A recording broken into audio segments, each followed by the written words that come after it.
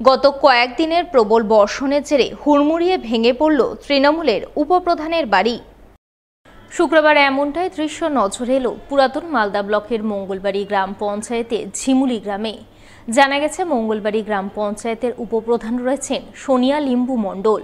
তার জন্ম নেপালে হলেও তিনি ঝিমুলি গ্রামের বাসিন্দা গোপাল মণ্ডলের সঙ্গে বিয়ে করেছেন। সেই সূত্রে তিনি এলাকার ভোটার হয়েছেন এবং বর্তমানে মঙ্গলবাড়ি গ্রাম পঞ্চায়েতের তৃণমূলের উপপ্রধান পদে রয়েছেন। তবে উপপ্রধান হলেও তার সাদামাটা সরল জীবনযাপনের ছবিটা বদলায়নি। তিনি নিজের আখের গোছানোর কথা কখনোই তার মনে আসেনি।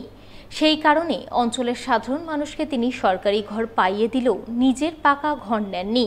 পরিবার পরিজন নিয়ে মাটির জরাজীর্ণ ঘরে বসবাস করছিলেন।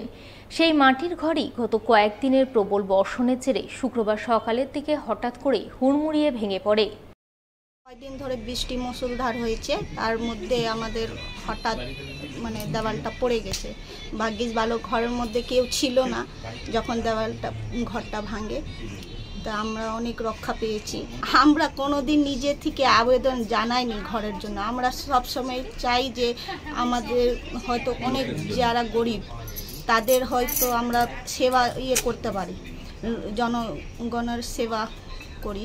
তো আমরা সবসময় ওটাই আগে আমরা ভাবি, পরে আমরা নিজের জন্য ভাবি। তৃণমূল করলেই বড় লোক হয় আর অনেক পয়সাওয়ালা হয়ে যায়, অনেক হয়ে যায়, সম্পত্তি হয়ে যায়। এটা সব ভুল ধারণা। যদি ওরকম হতো তো আজকে আমার বাড়ি ঘর অনেক ভালো হতো, উন্নতি হতো, এরকম আজকে আমাদের দশা হতো না।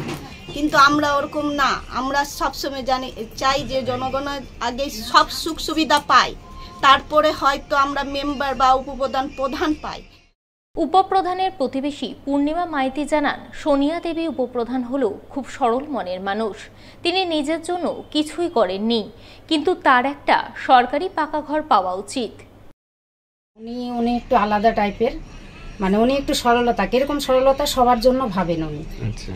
নিজের কথাটা যে ভাবে সেটা উনি ভাবে না যে আমি এটা করব, আমি এটা বাড়ি করব, গাড়ি করব, এই স্বপ্ন ওনার নেই।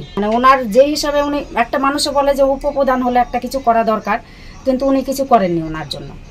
লোকের জন্য করে, যেটুকু পারে উনি করে, কিন্তু নিজের কথা ভাবে না। এ বিষয়ে মঙ্গলবাড়ি গ্রাম পঞ্চায়েতের প্রধান বাপ্পা দাসকে ধরা হলে তিনি বলেন, বিষয়টি তিনি শুনেছেন। উপপ্রধান যাতে একটা পাকা ঘর পান সেই ব্যাপারে তিনি বিডিও সাহেবের কাছে দরবার করবেন। পাওয়ার যোগ্য, আর বাকি যেগুলো দেখে এসছি আমি সেগুলো পাওয়ার যোগ্য, কারণ অনেকটাই ক্ষতি যে ওনার মাটির বাড়ি, তো যার কারণে ওনার মাটির দেওয়াল ভেঙে পড়েছে। তা আমরা সরকারিভাবে যতটা পারি চেষ্টা করব, ও বিডিও ম্যাডামকেও বলবো যতটা সুযোগ ও সুবিধায় যতটা পাইয়ে দেওয়া যায় সেটাই আর কি চেষ্টা রাখবো আমরা। মালদার মানিকচকের নাজিরপুর অঞ্চলের হাহাজান ঘাটে কালিন্দী নদীর জলের তোড়ে ভেঙে গেল নদী পাড়ের বাঁশের সাঁকো।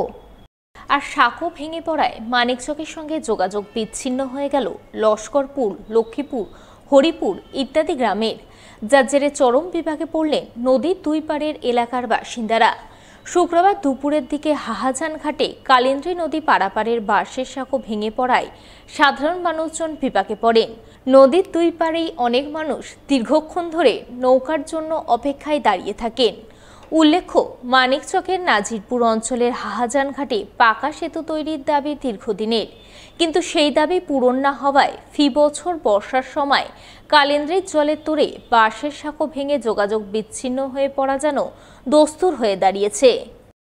ঘন্টা থেকে এখানে দাঁড়িয়ে আছি, ওষুধ আনতে গেছিলাম, ওষুধ নিয়ে এসে ভুক্কা দুক্কা এখানে আমি বাড়ি এখন যাবো, তো যাবার কোনো সমস্যা নাই, নৌকাও নাই, কিছু নাই, এখানে দাঁড়িয়ে আছি। জল বেড়ে গেছে না, ওই সত্যি ভাঙলো, এখন নৌকা আসবে তবে যেতে পারবো। রাস্তা তো নয়, যেন চোষা ক্ষেত। তাই বেহাল রাস্তায় ধানের চারা পুঁতে রাস্তার দাবিতে সরব হলেন গ্রামবাসীরা। বিক্ষোভ দেখালেন গ্রামের বেহাল জলকাদাময় রাস্তায় দাঁড়িয়ে। শুক্রবার সাত সকালে এমনটাই ছবি নজরে এলো মালদার বামনগোলা ব্লকের মদনাবতী গ্রাম পঞ্চায়েতের ফরিদপুর গ্রামে। গ্রামবাসীদের অভিযোগ, তাদের গ্রামের রাস্তা শুরু থেকেই বেহাল অবস্থায় রয়েছে। বর্ষাকাল আসলে আরও বেহাল রূপ ধারণ করে। রাস্তা জলকাদায় একাকার হয়ে থাকে, যেমনটা রয়েছে এখন। তার উপর এই রাস্তার উপর দিয়ে ট্রাক্টর চলাচল করার কারণে রাস্তায় জায়গায় জায়গায় বড় বড় গর্ত তৈরি হয়েছে, ফলে চলাচল করা দুষ্কর হয়ে পড়েছে। ছাত্রছাত্রীরা স্কুলে যেতে পারছে না, গ্রামের টোটো চালকরা টোটো নিয়ে বাইরে যেতে পারছেন না, অসুস্থ রোগী এবং গর্ভবতী মহিলাদের হাসপাতালে নিয়ে যাওয়ার জন্য অ্যাম্বুলেন্স ডেকেও পাচ্ছেন না। এক কথায় চরম দুর্ভোগময় পরিস্থিতির মধ্যে তাদের দিন কাটছে। সমস্যা হচ্ছে ওই তো আমরা যাতায়াত করতে পারছি না, বাচ্চা কাচ্চার অসুবিধা হচ্ছে। টোটোটা যে যাতায়াত করবে, যে কোনো অসুবিধা হচ্ছে, খারাপ লাগছে, অসুস্থ লাগছে, যে ডাক্তারের কাছে যাব সেটাও আমরা যেতে পারছি না। এমন পরিস্থিতি পড়ে গেছে, মানে হাটে যে যাব সেটাও আর যাওয়া যাচ্ছে না। এই সমস্যা যদি নেতাদের বলি, নেতারা বলবে যে দিব, আমাদের ভোট দাও, আমরা দিব। কিন্তু যখন ভোট হয়ে যাচ্ছে তখন আর নেতারা নিজেদের জায়গা পরিমাণ মতো রাস্তা তৈরি করে নিচ্ছে, কিন্তু যখন দেখছে যে এই গ্রামের লোকেরা যাতায়াত করতে পারছে না তখন আর ওই রাস্তার দিকে ঘুরে দেখছে না। আমরা ভোট বয়কট করব, ভোট একেবারেই দিব না। বেহাল রাস্তার সমস্যার কথা গ্রামবাসীরা বহুবার তৃণমূল পরিচালিত স্থানীয় গ্রাম পঞ্চায়েত থেকে শুরু করে পঞ্চায়েত সমিতি এবং জেলা পরিষদে জানিয়েছে, কিন্তু রাস্তা তৈরির ব্যাপারে কেউ কোনো উদ্যোগ গ্রহণ করছে না। দেখছি দেখব, করছি করব করে দিনের পর দিন, বছরের পর বছর শুধু টালবাহানা করে চলেছে বলে অভিযোগ। তাই এদিন গ্রামবাসীরা মিলিত হয়ে গ্রামের বেহাল জলকাদাময় রাস্তায় ধানের চারা পুঁতে বিক্ষোভ দেখান। দ্রুত রাস্তার হাল না ফিরলে বিধানসভা ভোট বয়কটের হুঁশিয়ারি দেন। মোটামুটি 1.5-2 মাস থেকে এখন বেশি, আগে থেকে একটু খারাপটা ছিল কিন্তু এই বর্ষাতে বেশি। তার মধ্যে যে গাড়ি ঘোড়া যে অবস্থা, গাড়িওয়ালাকে বলতে গেলে গাড়িওয়ালার সঙ্গে আমাদের ঝগড়া হয়, কাজ হয়, মারপিটের মতো একটা হয়, সৃষ্টি হয়। হ্যাঁ, তো আমরা বলছি ওই ভোট আসলে সব নেতারাই বলে যে রাস্তা করে দিব, ভালো হবে। ভোট পার হয়ে গেলে কেউ খোঁজ খবর নেয় না, এমনকি মাটি ফেলারও কেউ নেয় না। হ্যাঁ, ব্যক্তিগতভাবে কেউ মাটি ফেললে সেটাও কেউ করে না। আবার কোনো কিছু অত গ্রামে অসুস্থ লোক বা একটা রুগীকে যে আমরা নিয়ে যাব, অ্যাম্বুলেন্স আসতে চায় না, রাস্তার পরিস্থিতির জন্য বলে দেয় যে না, ফরিদপুরের রাস্তা খারাপ, আমরা যাব না। হ্যাঁ, এইভাবে বাচ্চা কাচ্চা স্কুলে দেওয়া, প্রাইভেট যাওয়া খুব সমস্যা। যে রাস্তা যদি আমাদের এবার না হয় তাহলে আমরা এই পাড়ার লোক ভোট বয়কট করে দেবো।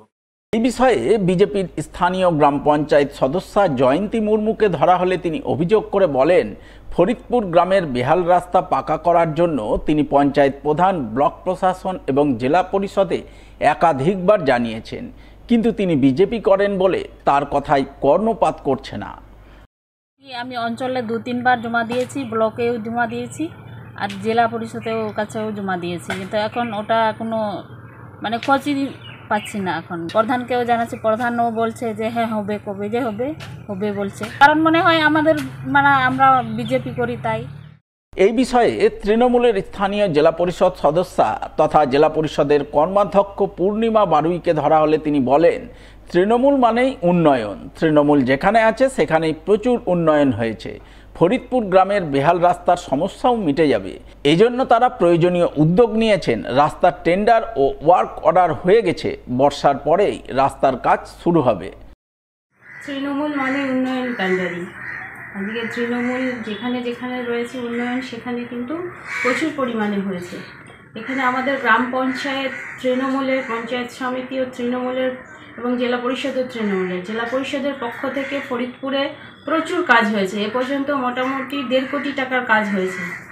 আর আপনি যে বলেছেন যেখানে রাস্তাটা খারাপ আছে, সেই রাস্তার কাজও আমরা দ্রুত সমাধানের চেষ্টা করে ফেলেছি, কারণ 20 লাখ টাকা আমাদের টেন্ডার প্রসেসিং কমপ্লিট হয়ে গেছে, ওয়ার্ক অর্ডার পাবে। সম্ভবত বর্ষার কারণেই কাজটা একটু লেট দিচ্ছে। আমরা যথাসম্ভব যত দ্রুত এই কাজটা সম্পূর্ণ করা যায় সেদিকে আমরা দৃষ্টি আকর্ষণ করছি।